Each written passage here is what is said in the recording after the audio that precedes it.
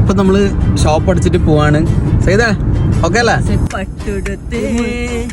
പട്ടുടുത്ത് മുന്നിൽ വന്ന പെണ്ണേ, നീ മുത്തുമാല കോർത്തു വെച്ചതാർക്ക് വേണ്ടി. സെയ്ദിന്റെ മനോഹരമായ പാട്ടും കേട്ട് ഞങ്ങൾ പോകുന്നത് മറ്റെവിടത്തേക്കും അല്ല, മന്ത്ലി 3-4 പ്രാവശ്യം പോകുന്ന ഫരീജ് സ്റ്റോളിലേക്കാണ് ഇന്നത്തെ ഞങ്ങളെ യാത്ര. ഫുഡ് കഴിക്കേണ്ട കാര്യമായോണ്ടെന്ന് അറിയില്ല, അനസ് കൃത്യസമയത്തിന് എത്തിയിട്ടുണ്ടായിരുന്നു. പിന്നെ ശീലമില്ലാത്ത കുറെ കാര്യങ്ങളും എനിക്ക് ഇവിടുന്ന് കാണാൻ പറ്റി. സെയ്ദും റിയാസും പോയി ആദ്യം തന്നെ സീറ്റ് പിടിച്ചു. യുദ്ധം കാരണം ഫ്രഷ് മട്ടൻ കിട്ടാത്തതുകൊണ്ട് മട്ടൻ മജ്ബൂസും മന്തിയും ഞങ്ങൾക്ക് കഴിക്കാൻ പറ്റിയില്ല. കുറെ നേരം ഒന്നും കാത്തിരിക്കേണ്ട വന്നില്ല. പെട്ടെന്ന് തന്നെ ഞങ്ങൾ ഓർഡർ ചെയ്ത് അൽഫാം എത്തി. അതിന് കാരണം മറ്റൊന്നുമല്ല, ഞങ്ങളെ ചങ്ക് ബ്രോയ ശ്രീജിത്ത് തന്നെയാണ്. അൽഫാമിന്റെ കൂടെ റൊട്ടിയാണ് കിട്ടാറുള്ളത്. പക്ഷെ നോമ്പ് നോക്കുന്നത് കൊണ്ട് വെറും റൊട്ടിയിൽ ഒതുക്കാൻ പറ്റൂല. അതുകൊണ്ട് കുറച്ച് റൈസും കൂടി ഓർഡർ ചെയ്തു. ഇവിടുന്ന് ഫുഡ് കഴിച്ച ഓരോരുത്തർക്കും ഇവിടുത്തെ റൈസിന്റെ പ്രത്യേകത അറിയാൻ പറ്റും. 4 റൈസ് മാത്രം, മട്ടനോ ചിക്കനോ ഇല്ലാതെ വെറും 4 റൈസ് മാത്രം ഞങ്ങൾക്ക് കഴിക്കാൻ പറ്റും.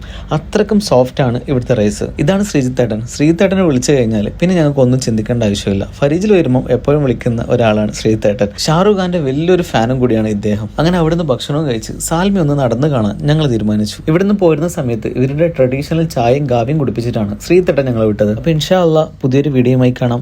ബൈ.